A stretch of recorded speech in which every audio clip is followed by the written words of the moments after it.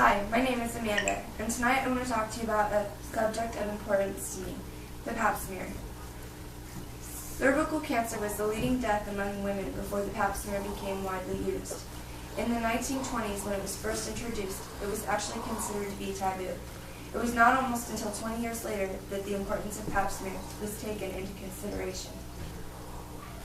Since the widespread use of pap smears began, in the last 50 years, there has been a 70% decrease in the number of cervical cancer rates and deaths associated.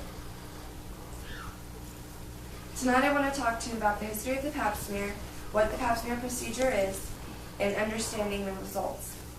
Dr. George Papanicolaou, often referred to as Dr. Pap, was the pioneer in the research of the pap smear development.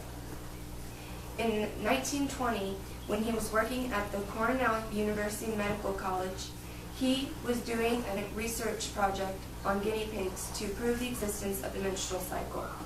It was during this research that he accidentally discovered that cervical changes could be seen from taking cells from the cervix and examining them under the microscope.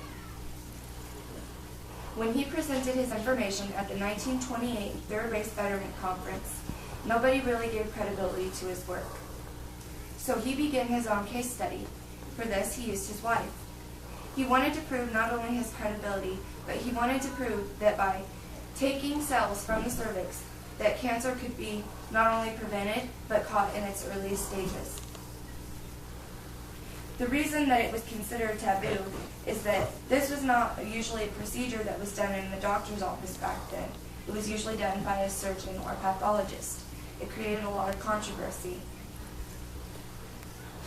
So now that you know a little bit about the history of the pap smear, I want to tell you a little bit more about the procedure. It's a common everyday procedure that's usually done in minutes, and it's usually done when you get a vaginal exam. A speculum is usually inserted in the vagina to widen and make it easier to get to the cervix. A spatula is used to take cells from the cervix to be sent to the lab for examination. Gathering these cervical cells can often tell many things, such as if there is an infection present, an STD, or other conditions, inflammation, cancer.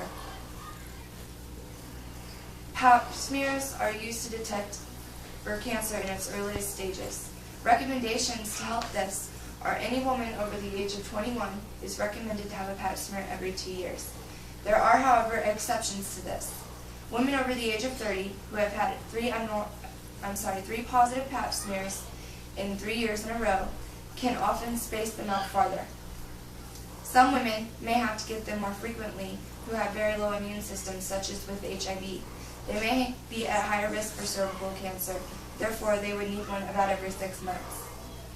Then there are women who may not have to get them at all. Women who have had their cervix removed are at a much lower risk for developing cervical cancer.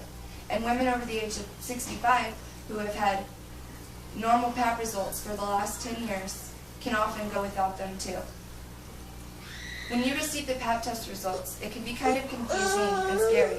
And now that you know about the procedure, I'd like to tell you about what the results mean. There can be many results. Most of the time, everything is fine and it comes back negative. Then there can be times when you get a false negative.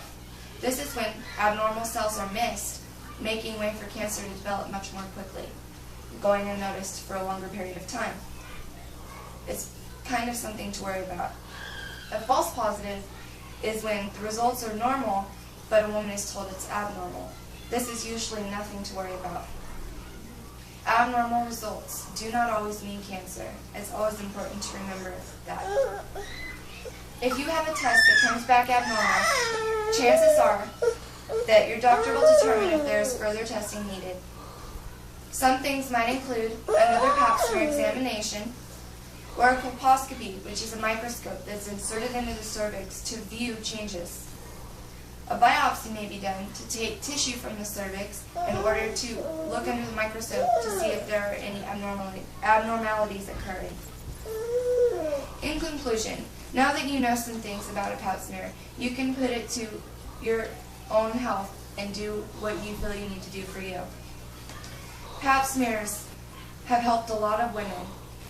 According to the American Cancer Society, however, 12,170 new cases of cervical cancer will be diagnosed in 2012. So I feel that it is important to help everybody understand the knowledge behind it. Thank you.